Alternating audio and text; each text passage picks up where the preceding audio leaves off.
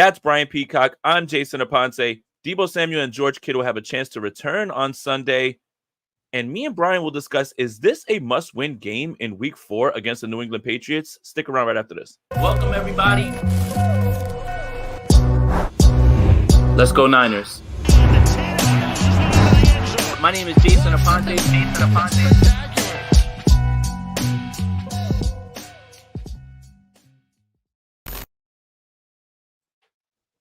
I'm Jason Aponte. That's Brian Peacock. This is another episode of Peacock and Aponte powered by Underdog.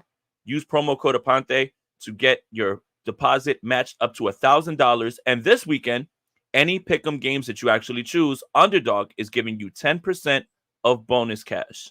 Higher lowers, 10% back after the Monday Night Football game. I'm all over Javon Jennings, and whatever his number is going to be, I'm going to be saying higher. But after all that, Brian, what's going on, man? It's nice to see you again. Hey, it's great to see you. I didn't know we were getting haircuts before this episode, man. I gotta let you. Do I gotta let you know about that stuff, like off the rip, or like do we have to have a like? Hey, I'm gonna pull up with a haircut this time. You might want to go run out. Hold on, let me go do something about this and pump it up real quick, and I'll be right back.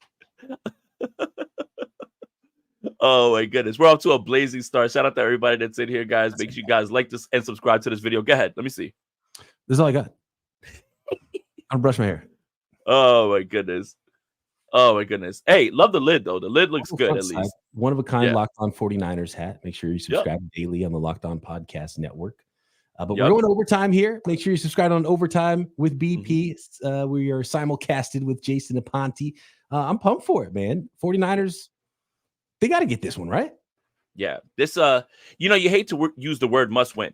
But when you start to think about where this team is, especially after that game, and the historical precedent of teams that start 1-3 and the likelihood of them making the playoffs, even with the expanded playoffs, it starts to become, yes, you need to start racking up wins. Now, an AFC win isn't going to dictate any sort of tiebreakers, but you've got to start beating the teams that you know you can beat and should beat, because the schedule is about to get tougher, regardless of all the injuries that are, just across the league. Like, we just found out right before we came on, the Raiders are going to be without Devontae Adams and Max Crosby. It's like, instead of telling us who's out, people should just start saying who's actually playing, right? The Raiders without Max Crosby is a Raiders I don't want on my television screen, by the way, because that's an ugly football team, in my opinion. And he's worth the price of admission by himself, and he makes them a lot better. And I think that kind of goes to show you when you can really get home up front, when your defensive line can create havoc on the opposing team's offense, opposing team's quarterback, it makes everything better for everybody on the entire roster, because it makes it easier on your back seven.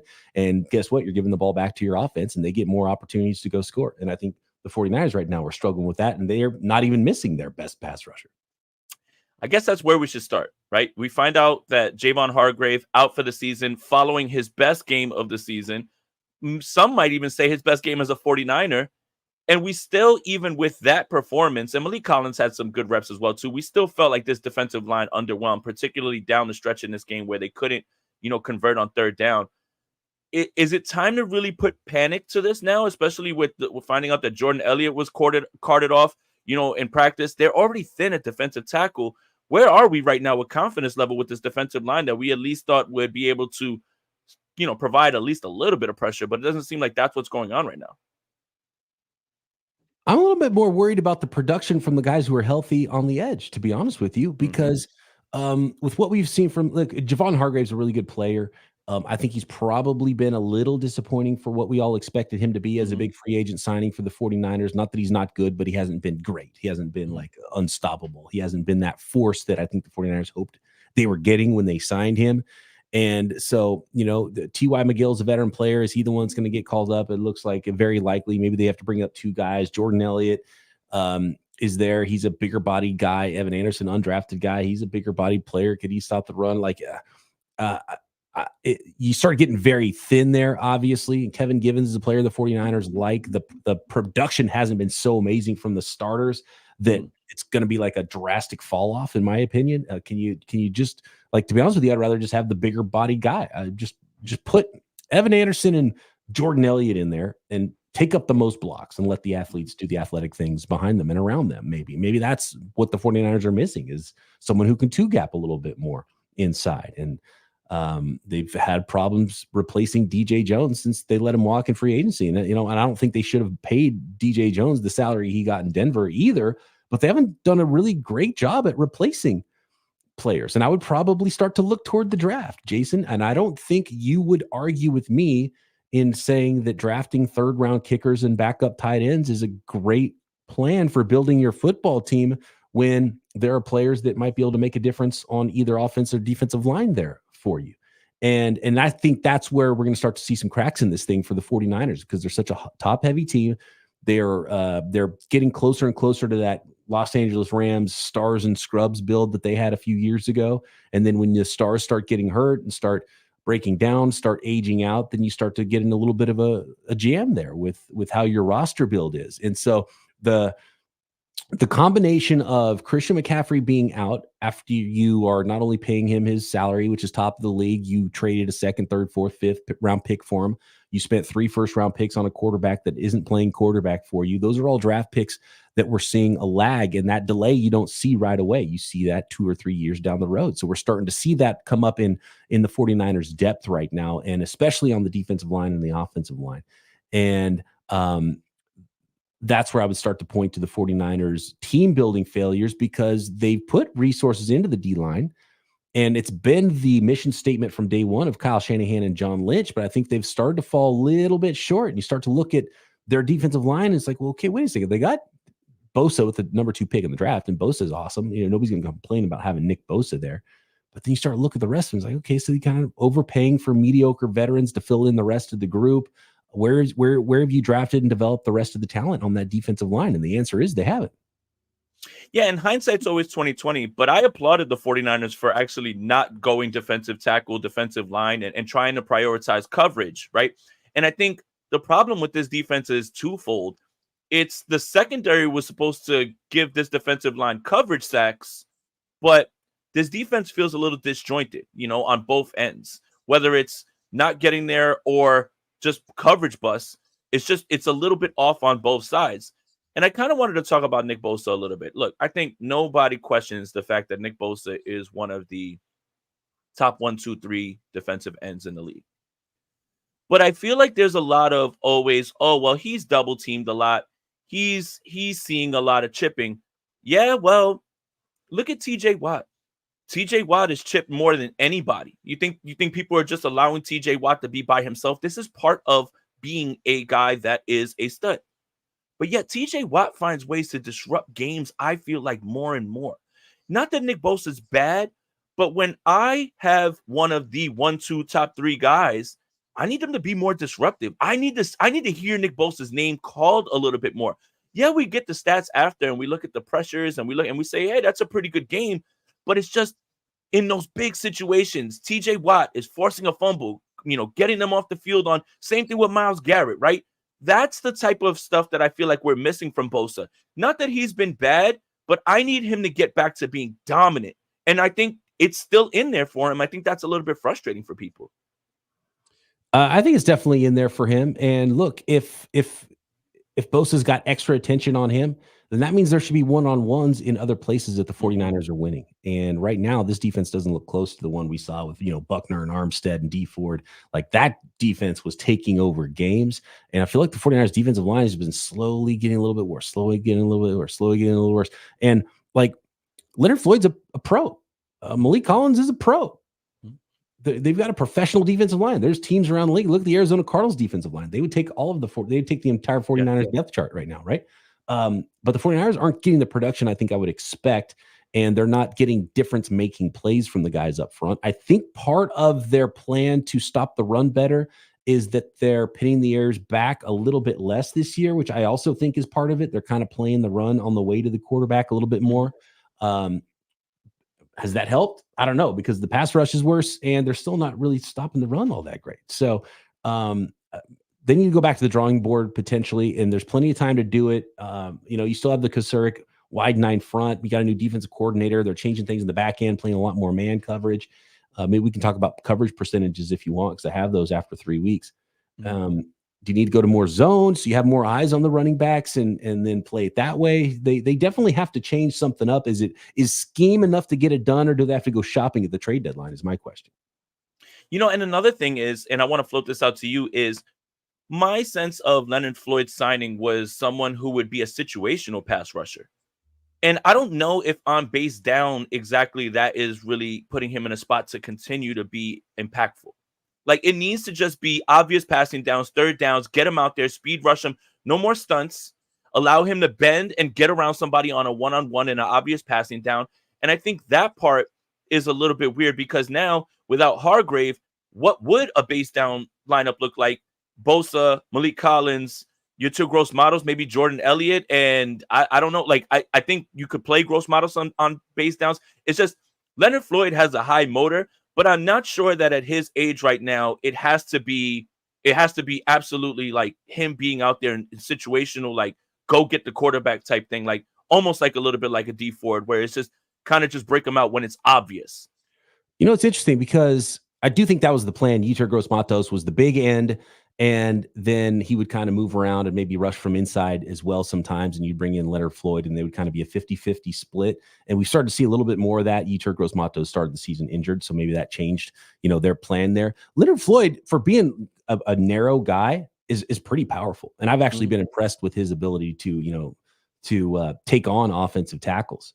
So I don't think that's a problem necessarily, even though I don't think that was their plan to have him be their base end. He's just their best guy coming off the edge. And so we'll see if that starts to look a little bit more like a 50-50 split, and having Floyd come in a little bit fresher, a little bit quicker coming off the edge to try to produce some more opportunities as a pass rusher. And I think we will see Yetur Gross-Matos taking some of those third down reps on the inside now that Javon Hargrave is out. So, a combination of Yetur Gross-Matos on third downs with Jordan Elliott as more of a run stuffing, two gapping type on rundowns. Could that give you most of what you lost in Hargrave? I don't think it couldn't, but I want to see more pressure from everybody. Malik Collins, Leonard Floyd, Nick Bosa, all of them. It's not just the interior to me. It's the outside too. They've got to get home more often. They've got to create havoc on opposing offenses, and we're not seeing that enough. Get off the field on third down, for the love of God.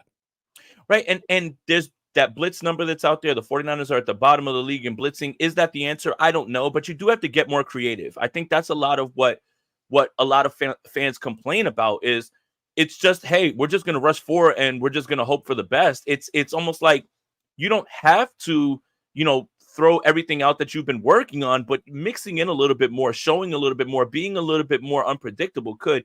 But you have the numbers for coverages and everything if you want to talk about that, because I do think that what we're missing here a little bit is the coverage, which we talked about the secondary all offseason, was supposed to help with this thinner defensive line because it was going to allow those guys more times. We even uttered the word coverage sacks. It just, if one is working well, the other's not. And if one is working well, the other's not. It just seems like they're both like just a little bit off and they're not together right now.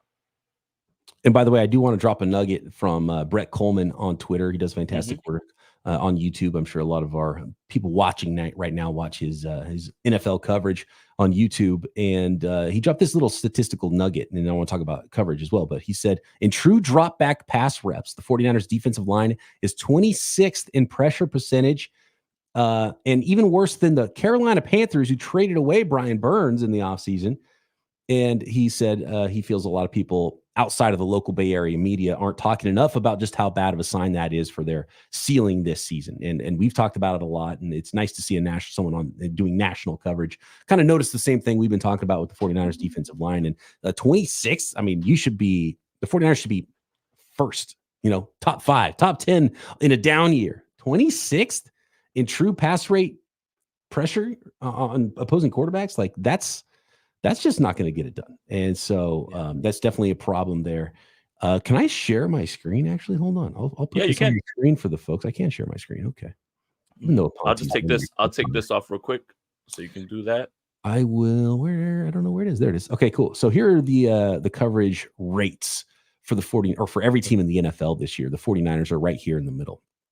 And last year, the 49ers were well over 50%, like 60 to 70%, cover 3, cover 4, a lot of zone coverages.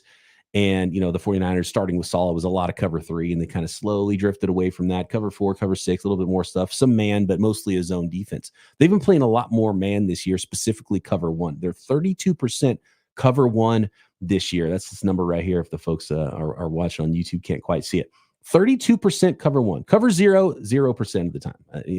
That's the least that everybody does. That's like when you bring everybody and have nobody over the top. 49ers don't do that. But the 49ers haven't been getting home enough. They haven't been blitzing a lot. They're low, very low, if not the lowest in the NFL, I think, in blitz rate as well. And if the front four is not getting home and you're playing man coverage, that's just going to make life a little bit more difficult.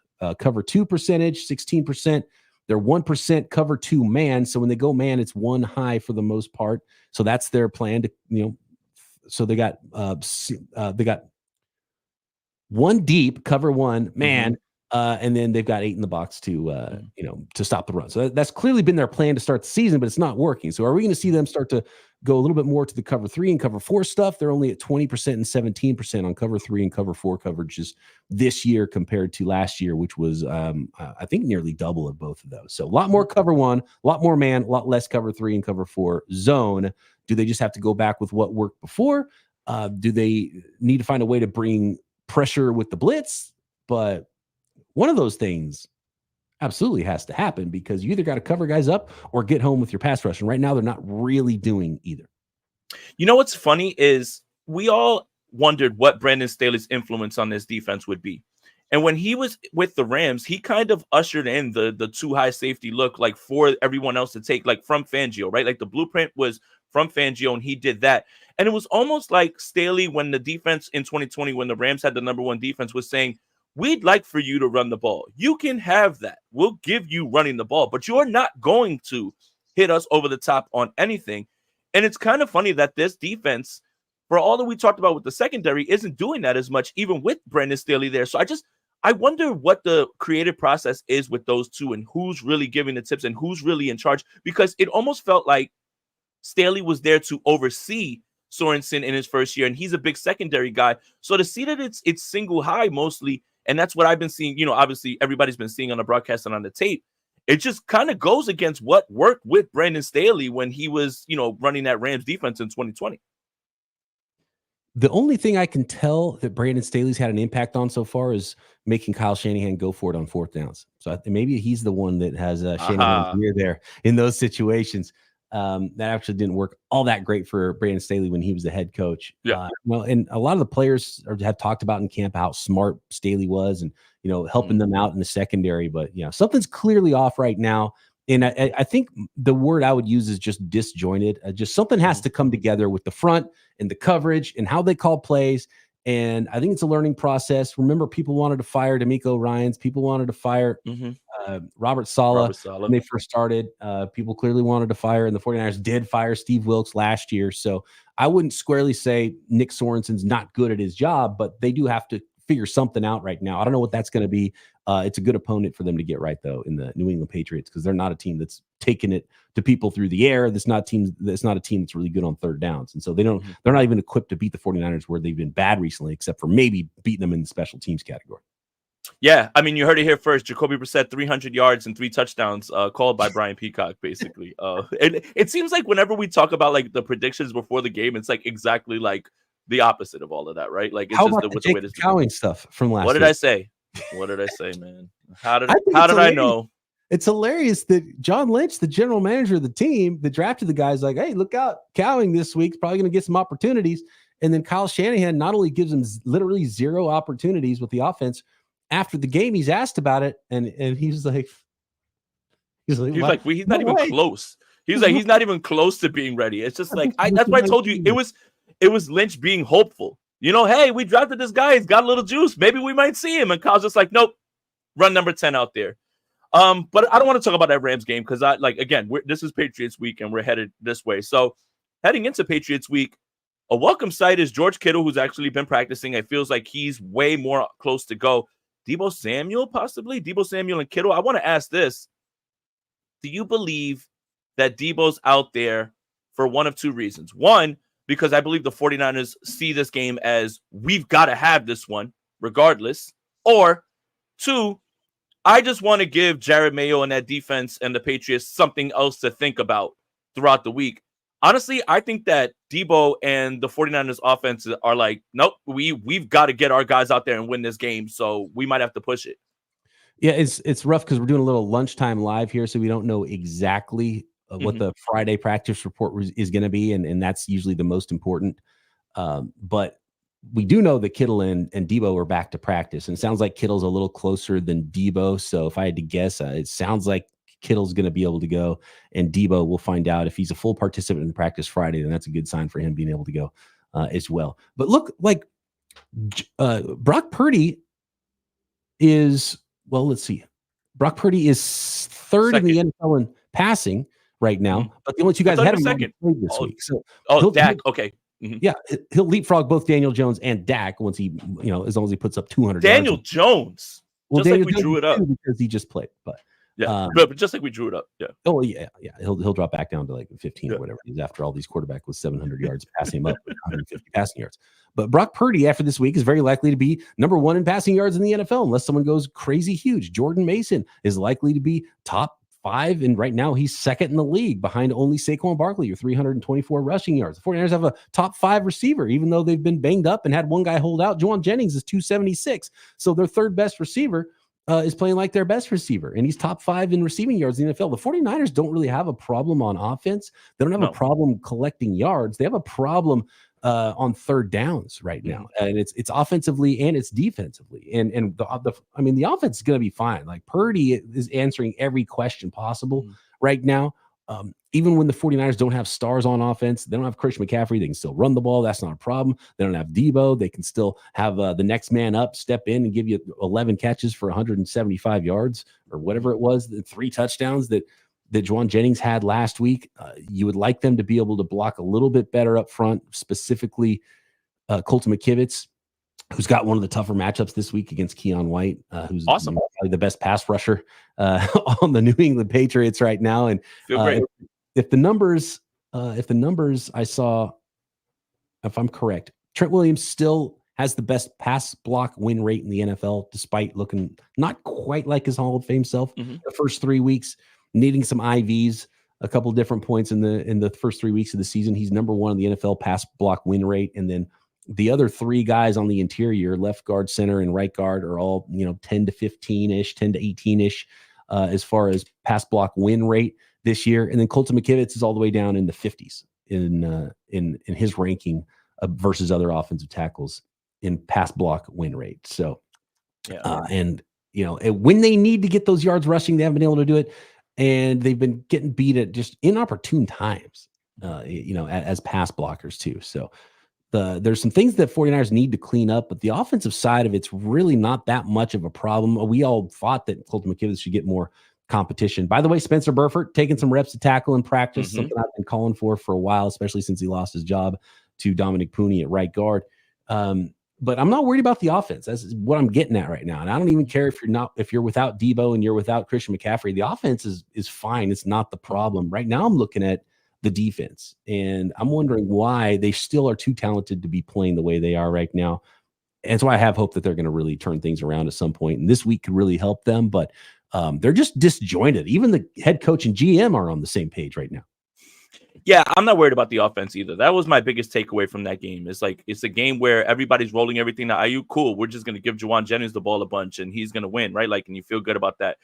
Speaking of Colton McKivitz, everybody was banging the table for Kingsley Suyamada. He is just as bad. And this just goes to the idea of, well, just draft any right tackle. Well, how could they let the Chiefs get him? Okay, but this is the point, is everyone wants to draft the right tackle, but what if the right tackle's not good and it's early in his career, but he's not playing well? He got benched. I just want to point that out for the people that are just like, I don't understand. They really wanted Roger Rosengarten, and I don't think they wanted any part of Kingsley. Well, it's the same story with Roger Rosengarten. He's kind of been a turnstile, and he's competing with the guy they're kind of in and out at right tackle for the Baltimore Ravens. But it wasn't necessarily about drafting a guy who's automatically going to immediately start over Colton McKivitz. It was about competition. And I talked about the draft before. Like we're multiple years into missed draft picks that they didn't have an opportunity to draft someone to compete. And it's like you can't wait until you get a top 10, top 5 pick to draft a no doubt starting. Like, you're not going to get Joe Alt. So you got to draft and develop somebody. And you're never going to get a tackle if you don't draft one, period. And even Colton McKivitz himself was a failed guard at first, got cut, and then brought back and ended up being a tackle. So it takes time. And it wasn't about Kingsley Suamataia or Roger Rosengarten stepping in day one, but it was about competition and trying to build on your offensive line and maybe find someone that could replace Colton McKivitz eventually, even as a rookie potentially. And Trent Williams isn't going to play forever too. And it's hard to find tackles, and you don't want to pay Mike McGlinchey money in the free agent market to get a mediocre Mike McGlinchey offensive tackle either. You got to draft and develop these guys, and you're never going to draft and develop one if you don't draft one. And that's kind of why I've looked on the defensive line. Look, you miss on Drake Jackson. Okay, we'll come back and draft another guy. And you said earlier that you were glad they didn't draft the defensive tackle. I wasn't. I thought they should have taken Johnny Newton in the first round this year. A defensive tackle who's he had some injuries. He had a foot injury. He's now on the field for Washington. By the way, Jonathan Allen maybe could become a trade target for the 49ers. Yes, I think that's absolutely one more time, since they did draft the young rookie that's now ready to Adam play. Peters, help us out, man. Yeah. And so I think the 49ers do have to take a hard look and keep bringing in more talent. And are we starting to see a little bit of a development problem on the defensive line? Because at some point, like, where Bosa was the easiest draft pick this regime has made, number 2 overall. Besides that, who have you drafted and developed on the defensive line? Everybody else has been either already on the team in Eric Armstead and DeForest Buckner, or has been a big, signing that they brought in. And probably their best moves on the defensive line have been the Arden Keys and the Omenahus, and maybe Yetur Gross-Matos could be that for them this year, a big end that kind of moves inside and give you some pass rush. I think we'll see more of him with Javon Hargrave out. But I think it's just that vacuum that's been created from the lack of draft picks is something we're seeing right now at those positions that are hard to get and hard to develop and that are very expensive to get on the free agent market. I'm talking defensive linemen and offensive tackles. And they haven't added any young talent at those positions for years. 49 Reefer says, you guys have a regular segment together, right? Is it this time every week? We had a scheduling conflict. This is what we ran. We usually do Thursday, 5 p.m., 8 p.m., but this is the best time to like and to subscribe to both channels and put that notification bell on so you know at least a little bit ahead of time when we are going to go live. But we try to do it on Thursday. But kind of back to that Chris Kocurek point, right? It's funny because they found these gems that end up going somewhere else, and they bet on their talent, right? Like even Cleveland Farrell last year was somebody that kind of helped them out. But as far as drafting guys and getting them to do what they want, right? Like it didn't work with Javon Kinlaw. It doesn't work with Drake Jackson. It's becoming now far and few between with this whole idea of like, oh, well, Chris Kocurek is going to get his hands on him and they're about to just, explode. It's like, yes, that's the hope with Yetur Gross-Matos, but they haven't had something like that since Arden Key and Omenahue. So I think that's kind of interesting when we're talking about that. Like, Robert Beal's another one. I see that in the chat as well. It's going to be hard to keep on banking on Chris Kocurek if we're not getting what we're getting from what he used to do. And even the guys that, like Javon Hargrave, all these other guys, they haven't necessarily taken a step up. Like and you understand that they're already, veterans and they shouldn't need to, but there hasn't been much growth, like in terms of like moves and guys like playing above. So the Chris Kocurek thing, it's wearing a little thin now when you start to see the results and what you've been getting back lately. I think it's fascinating. And I've always geeked out on the NFL draft and team building. And this isn't a 49ers specific thing, but I think there's a lot of lessons to be learned by the names we're talking about right now.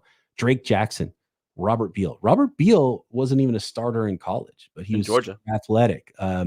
Isaac Guerrero fits this to a T, and we'll see what he ends up being. It doesn't mean he's going to be a miss, but you look at the 49ers hits and misses, and you see them trying to chase athleticism in the draft.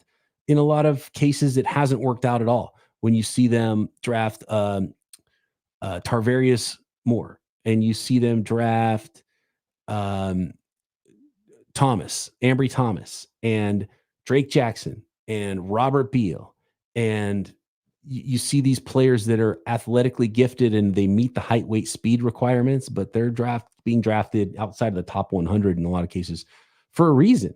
and their production doesn't match. And guess what? They get to the NFL and their production still doesn't match. But when they draft the guys that are just wired like maniacs, like Dre Greenlaw and Talanoa Hufanga and George Kittle, and those are all their big hits. So it's a great lesson to be learned that and it's also a lesson that, man, if you need someone who meets the height, weight, speed requirements and is a maniac, you better hope you have a first-round pick to draft them, because it's hard to find those, especially on defensive line and offensive tackle, because you're going to find some raw players. You're going to find some, you're going to have to be able to develop some of these players, and you're going to have some misses if you're just chasing talent and they don't have the character that matches. And I'm not talking about off-field character. I'm just talking about the way they're wired. And you look at all the hits the 49ers have had, these guys are always all wired very similar, and they're kind of animals. They're maniacs, right? And so, we're looking for maniacs out there. And, if you're thinking about defensive tackle depth, and the 49ers certainly need it after the Jordan Elliott news from practice, Hassan Ridgeway is somebody that I think they'll probably turn to. Obviously, you mentioned T.Y. McGill. Kevin Gibbons is going to get a lot more run. Possibly Al Woods, who's somebody who's a little bit older, who could be somebody who's depth. But I'm going to put the percentage, and I'll ask you right after this, I'm going to put the percentage that the 49ers make a move for the defensive line at the trade deadline at about 65% right now, I would say.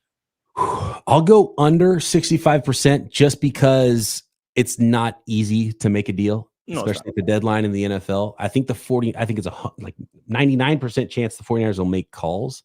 Oh, yeah. Will they be able to consummate a deal and make a deal happen, especially like a significant type of a deal? Because it's pretty rare. This isn't the baseball trade deadline. This isn't the NBA trade deadline. And the 49ers have been one of the more active teams, and they still, they don't bring anybody in every single year, but they brought in McCaffrey.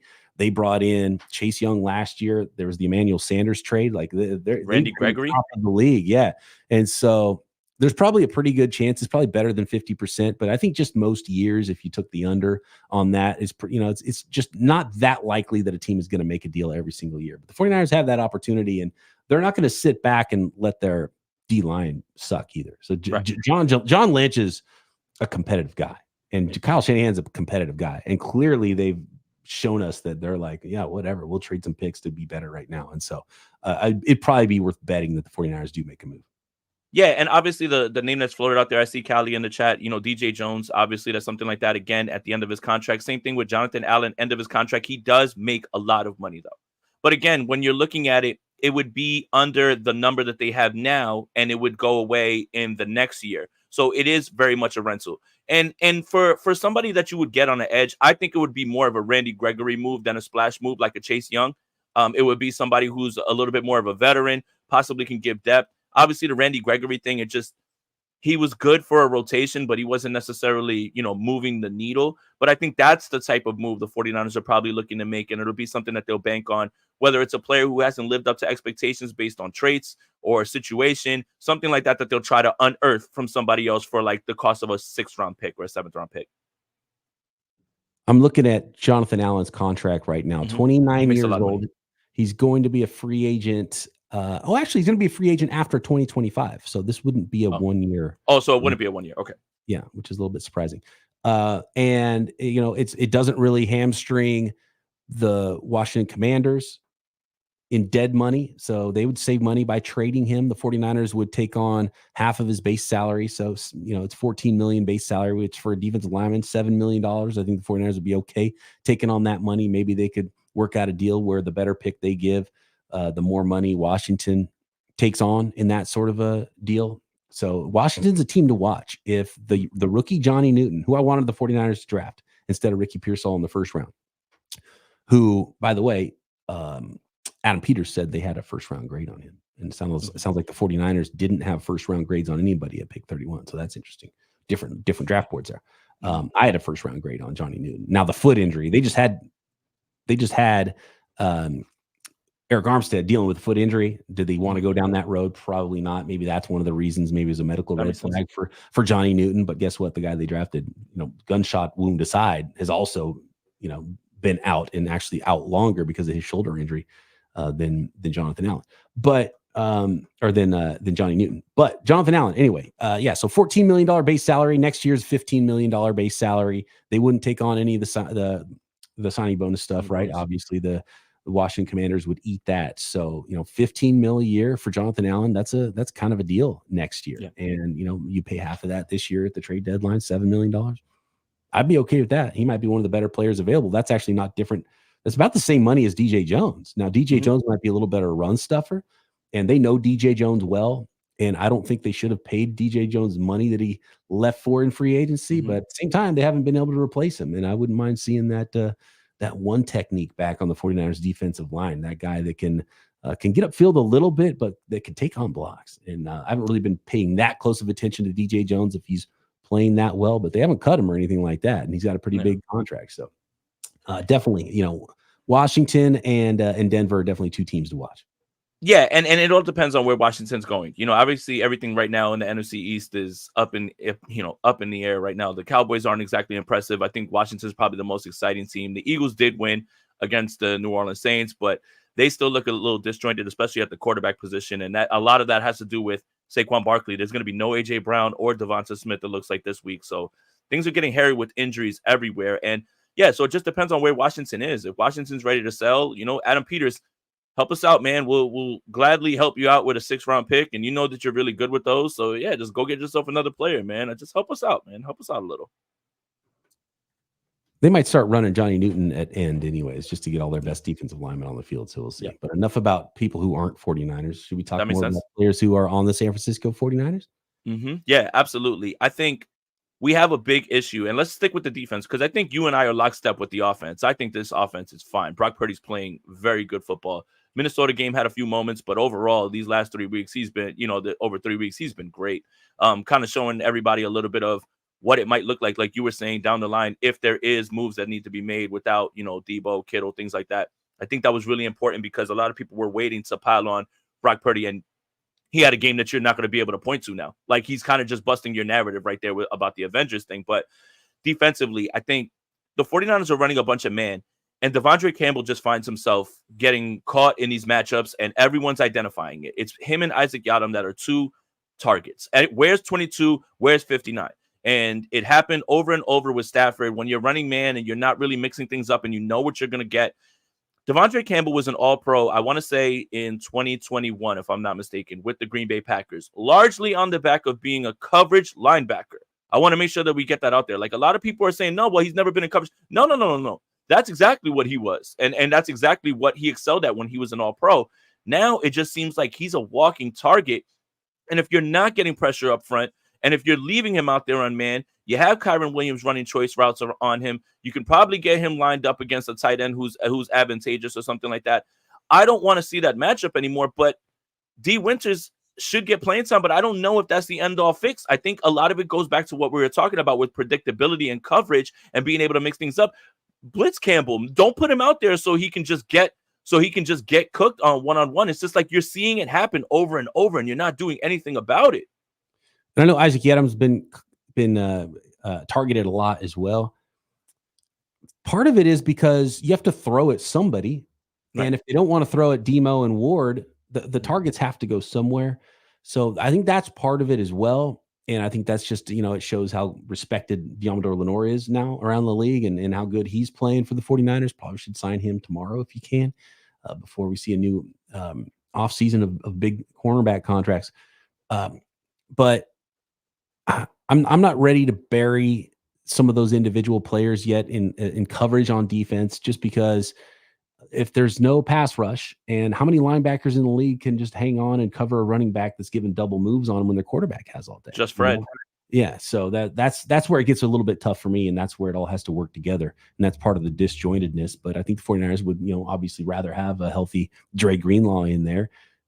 D. Winters is faster at this stage in his career than Campbell, but I don't. Coverage is interesting, and that's why there's so much money and so much yardage being made over the middle of the field against linebackers right now, because there's so few guys like Fred Warner that are stout enough to come up and stop the run, that have the range to run and cover, and then also have the smarts and the ability to cover and know where they need to be. And Fred Warner has all those things. Sometimes you can be fast, and we've seen a lot of linebackers get drafted in the first round of the NFL draft, and that's like another position. It's like running back that I probably wouldn't touch in the first round in most cases. because you see all these guys, because guess what? They meet the height, weight, speed, but that's a cerebral position, and they still don't cover well, even though they're fast. And so being fast isn't necessarily the reason you're a good coverage linebacker. And so I don't know. I think I'm not ready to bury Campbell. I'm not ready to bury Isaac Yiadom just because they've been targeted a lot, because somebody has to be targeted. And if you're not going to target, two guys, then it's going to be the next two guys that's getting targeted. And those are the next two guys on the field. And I think it's less about, because I wasn't expecting Campbell to return to his all-pro form, right? Like, I don't think it's that. I think I'm less frustrated with the player and more frustrated with, you're seeing this happen over and over and you're not doing anything about it. It's like I'm not mad at Ronnie Bell. I'm mad that he was put in the position that you have to rely on him to make a play. Mm-hmm. I think that's the frustrating part. And it's a similar feeling with Campbell at linebacker. Right. And I think as a player, it's nice that your coach has confidence. But if you're watching and we're just talking about from an adjustment standpoint, it's what's wrong with sending Campbell and having someone else come up and replace him in coverage, perhaps a safety, something like that can have a better shot. It's frustrating because it's making one player look a certain way. And again, I was not expecting him to return to his all-pro coverage linebacker form. But it's frustrating to watch you do the same thing over and over and over, especially when you're just rushing four. You're not creating any sort of pressure, and that could really help on the back end. It just points to the word is disjointed. It's if one's working, the other one's not. Everything just hasn't fallen into place, and it feels like this is the second straight year of it, because I think this is exactly what we were thinking about with Steve Wilks as well too. Now, I think what we need to do is give a little bit more grace to Nick Sorensen, because the frustration with Steve Wilks was, we've got ourselves a veteran DC, a guy who's been a head coach, and he's a defensive guy, and he's been in this league for a while. So I understand the frustration from that standpoint, because you kind of expect him to walk in and hit the ground running. With Sorensen, there is going to be a little bit of growth. And again, I'm old enough to remember when people wanted D'Amico Ryans fired after the first half of games. I'm old enough to remember when Robert Saleh had that defense and he was trying to get them going, and they get it going in 2019. I'm not saying that I'm predicting this from happening, but I'm not ready to throw the book 3 games at Nick Sorensen, based on past history, and he's just trying to figure out what's working for him. But it's just right now things aren't. Early returns have not been so good. And it also kind of brings me back full circle to what I was talking about with the defensive line and who do you play, who do you pay, who do you draft? When the Niners started playing defense in 2019, what do? That offseason, they drafted Nick Bosa and they spent a second-round pick and free agent dollars to bring in Dee Ford, because the defense was non-functional without a pass rush. And all of a sudden, it had this outside pass rush. And like, oh my God, this is so much better. Everyone else is on the entire team is now better. And that's where I'm at with the 49ers right now is, it's so hard to cover in this league and the rules are against you. Pressure the quarterback, make the mistakes, make it easier for your guys to cover. If that means, and if that means you can't play a lot of man because you don't have sticky shutdown guys, well, hardly any teams do anyway. So play a little bit more zone. The big thing with Wilks last year was they were playing zone, but they weren't playing tight enough in coverage in their zone, because zone becomes man. At a certain point, you got to cover a person, right? So I think that's where it was last year with Wilks. In some cases, was they needed to tighten up how close they covered human beings while they were in zone instead of covering grass. Do the 49ers need to go back to more zone? Do they need to blitz? Because that was another thing Wilks was doing. And I think he might have been onto something from a standpoint of, look, I'm not going to sit back and not get home. That's not a good idea. If the front four can't get there alone, and it seems like the front four the last couple of years have had a little bit more trouble than in years past getting home with just those four. And if you don't bring pressure, then guess what? You guys are hung out and have to cover all day. And if you got a linebacker on a mismatch, it's not going to work out well for you, no matter who the linebacker is. Right. And this is a perfect spot for the 49ers defense to figure some things out, right? Like, obviously, the Patriots, and let's just be frank, I'm not dismissing anybody. Obviously, any given Sunday is rearing its ugly head every single week.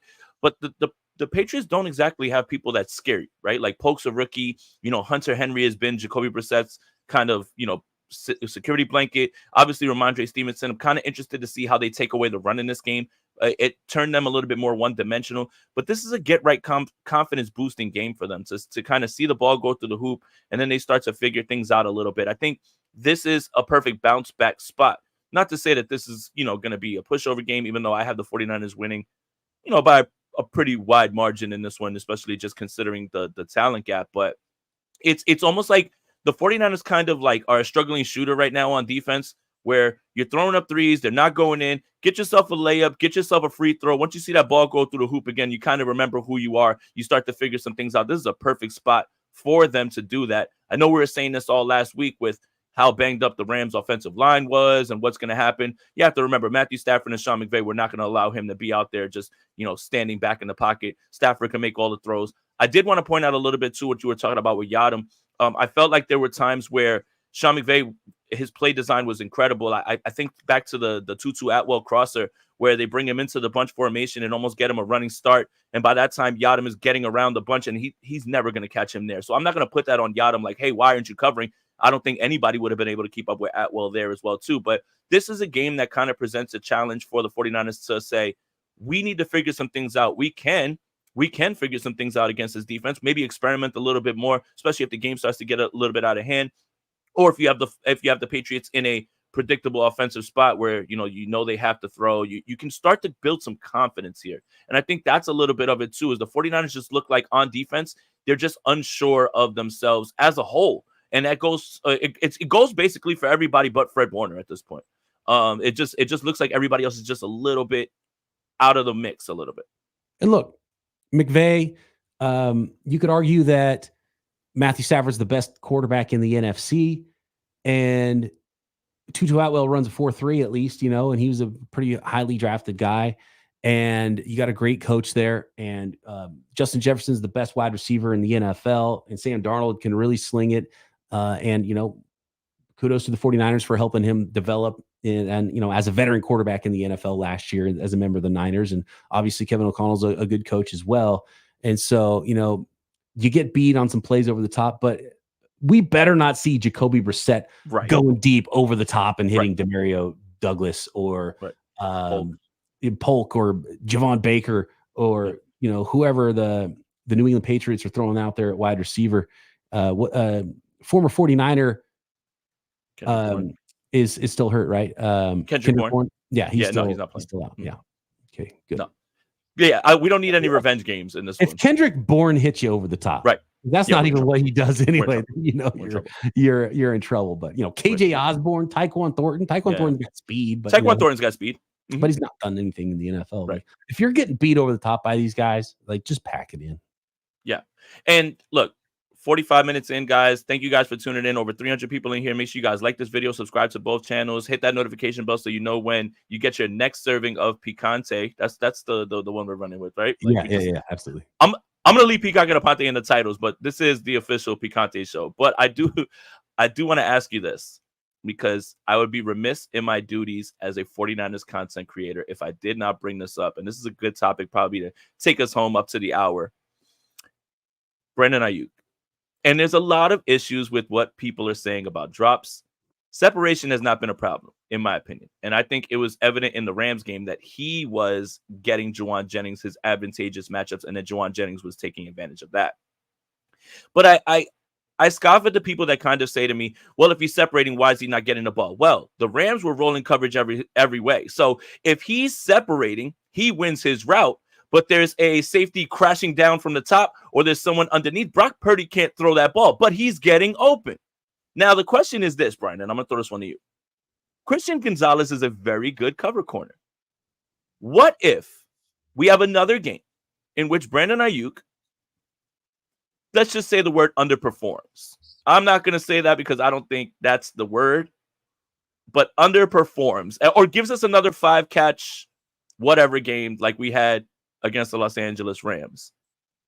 Are people just going to tear him to shreds because they think they're really on the brink of it if they haven't already started? Yeah, I mean, there's for sure going to be box score scouting, and there always is. And if we're box score scouting, but we're watching the game, I think there are some issues with how Brandon Ayuk is playing and how he's playing inside the offense. And I wouldn't point to him not getting open. I would point to times where he's like falling down, dropping balls that could be touchdowns. It just doesn't look clean. He looks like a guy who didn't have training camp. That's all it is. I don't care about the 5 catches part, but the 5 catches on 10 targets part. That's not efficient. It's like the ball still went his way 10 times. He came up with 5 catches. They're all short, 6.5 yards per catch or something like that. That's like Wes Welker slot little minion usage, right? That's not Brandon Ayuk outside wide receiver usage. So, but yeah, look, their defense are playing him a certain way, and there's like, okay, sure, make Juwan Jennings beat us, and then like, oh wait, I guess we shouldn't do that because he's beating us right now. And so there's a reason why Juwan Jennings was wide open on a lot of plays, because that's the coverage was rolling away from Juwan and towards Brandon Ayuk, and Brock Purdy, to his credit, found him. And he might have wished he had a couple of throws back, but it's just, again, it's a little, the disjointed thing is just, it's kind of apropos for everything. And that's the way I feel right now with Brandon Ayuk too. He looks like a guy who hasn't been through training camp, and it just looks like a little awkward. Like all of his catches look a little bit too difficult for him being able to still get open. It's like, it's like a little behind him or a little low, or he's kind of falling down, or it's, they just miss on it, or, he can't haul it in. It's just a little bit off. And I think that'll get together at some point, but I think this is his training camp right now. I think that's what we're seeing. Yeah, and he's not exactly a burner. It's just he looks a step slow, right? Like he's still creating separation because of his route running acumen. I want to make sure that we make that clear. Like he understands stacking leverages and finding ways to get himself open with his routes. He's still brilliant at that, but he is a step slow right now. Now, the thing is this. Brandon Ayuk is going to see the coverages that CeeDee Lamb sees, that Justin Jefferson sees, that Amon-Ra St. Brown sees at times. Like, the bigger guys, Devontae Adams sees, right? The bigger guys are always going to have that. This is going to continue. This is not something that is just a what. Now, it's much harder to focus in on Ayuk when Deebo's on the field, when Kittle's on the field, even when McCaffrey's on the field. It's harder to do that. But those guys all demand the same kind of attention. Those guys also produce. So a lot of people are kind of just frustrated, I guess, with that. With me, I understand that it's going to be a little bit of a process. I still see him getting open, so I still feel like the breakout is coming. And I think that's the way that I'm kind of viewing it right now. I'm not panicked. I do think that right now he is obviously working himself into shape, but just given the offseason with everything that was said and everything that was done, fans are just not happy right now. And I think that is what's contributing to it. If he missed all of training camp and let's say it was an injury or something like that, I think people would give him far more leeway and grace. And I think that goes without saying. It feels very obvious.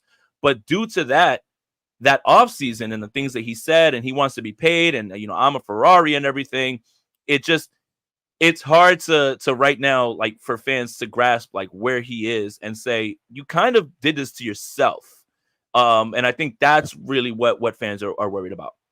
Yeah, and it was the same for Trent Williams. He told the broadcasters last week on Fox, he's like, "Oh, I've never felt like this in my entire career.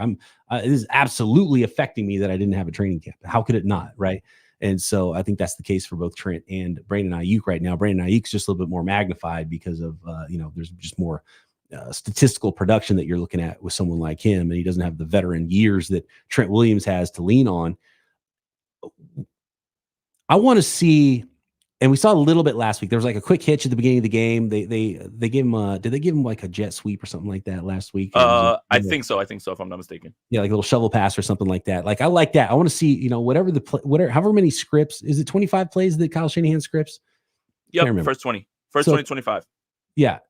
I want to see a bunch of those for Ayuk, and not like easy completions. Like give him some of the stuff that you give to Deebo, like move him around, get him. It was a pop pass. That Jedi's right. It was a pop pass. Same idea. Yeah, exactly. And yeah, that's one of his 5 receptions, technically. Yeah, and a hitch, and those were both very early in the game. He had 3 catches through the normal like flow of the game after that. But so feed him early, get him going, get the confidence going, get the ball into one of your better players' hands. I want to see a little more after the catch from Ayuk. That's something he hasn't really translated from his college days to his pro days. I feel like there's more there, as if you move him around and give him some Deebo looks, make it so teams can't key on him as easy like other teams do with their best wide receivers. I want to see that type of usage, especially if Deebo is going to be out again. Get the ball into his hands a lot in a lot of different ways early, and then allow him to also make plays within the flow of the game all over the field. Right, and I don't think the 49ers are just going to allow him to be out there with Gonzalez the entire time. I think you have to be able to move him inside, keep him away from Gonzalez, find ways to get him free releases, either with motion or just, rub routes or confusion or switch releases. Gonzalez is a hell of a player, but he's not going to shut out Brandon Ayuk. And I don't think it's going to be Brandon Ayuk can't get open against him. I don't think it's that. But I do think if you're the 49ers, there's creative ways to get him open and free him from that. There shouldn't be a way where you're just like, well, just leave Ayuk out there with Gonzalez, and if he gets nothing, that's fine. We take him away. It's not going to be like that, and I don't think Gonzalez has the ability to just take away Ayuk that entire way. Or will we see what Belichick talked about recently and how he used to use Darrelle Revis? Not saying that Gonzalez is anywhere near Darrelle Revis, but what if they put Darrelle Revis on they put Gonzalez on Juwan Jennings and then roll coverage and have somebody over the top of Ayuk and kind of double him in a way. That might be the way to play it against the 49ers. Maybe, but that's why George Kittle's back, and then that in that space, then all of a sudden, I don't know if that works because you do have someone else that's there. Obviously, look, after receiver, and I'm not going to pile on the guy anymore, man. He's already hurt enough. And, I think I've said his name one too many times this entire week. But when you're down to your depth and you're at Chris Conley and that other guy and, Cowan can't get on the field, it is important that, you have the guys that you can bank on to really help you. And I think that's where Kittle comes in this game. And if it is Deebo as well, too, I don't know if the Patriots can even employ that because of all the attention that Deebo is gonna elicit. Yeah, it had that third playmaker, that extra guy you can turn to and give different looks and that can make plays for you. And Eric Saubert's fine backup but he's not George Kittle. And so that'll help to have him back for sure. And hopefully Deebo's back on the field as well. How rich are your platelets, Jason? Are you a platelet rich guy? What does that mean? Wait, what? Your plasma, your platelet rich plasma. Have you had any injections? Are you just naturally rich in platelets in your plasma? Are we worried about how long it's going to take for Christian McCaffrey to come back, which is very likely not to be before the bye week in week 9 now? I mean, not more than I was before. And I think everyone's going to look at that and say, oh my God, well, he's going there. I think he's just trying to do whatever he can to help, right? And I think regardless of whether this works or not, I still think that he was probably on track for the same thing. I don't know if this will help, but I know Kobe Bryant did it. The blood spinning thing. He went over there and did it. And for anybody that's like, well, why is he going to another country? It's not FDA approved here to do that, right? This is something that is kind of. So I guess if you want to be pessimistic, you want to say, well, he's attempting something that is, I guess experimental or not allowed around here. But for me, I don't think that this means anything that would change his time. I thought his time was going to still be similar to whatever it is at this point. But if this can help, then why not take a shot? I'm not really too worried about it. I still think there's going to be that same timetable that he had. Yeah, it's good and bad because it's bad that he thinks he needs to go do this and that treatment in this country isn't good enough. It's not going to be enough to get him healthy. That's not a great thing. And the thing I don't like about it is that he's not going to come back, the first chance he can from IR, because if he gets this treatment, then it's going to be an extra, few weeks or month or 2 months or whatever it is. So he's the second half of the season guy right now, period. And that's fine though, because Jordan Mason's a baller, and Christian McCaffrey brings a lot, but the 49ers under Kyle Shanahan will be able to run the football, and it's been phenomenal to watch a guy get a shot and is number 2 in the league in rushing right now going into week 4. So I don't have a problem with the running game right now. Christian McCaffrey, get him healthy so you have that player when you need him in the playoffs. Just don't be so bad in the meantime, and it won't be because of the running game and because you miss Christian McCaffrey if they're not in the playoff hunt, because it's other stuff that's hurting the 49ers. It's not the running back. It's crazy because you think, oh, Christian McCaffrey. I remember there was a poll in the offseason, and there was like Good Morning Football or somebody, and there was like, let's rank the most important players on the San Francisco 49ers. And almost everybody had Christian McCaffrey. I'm like, have you never watched Kyle Shanahan offense?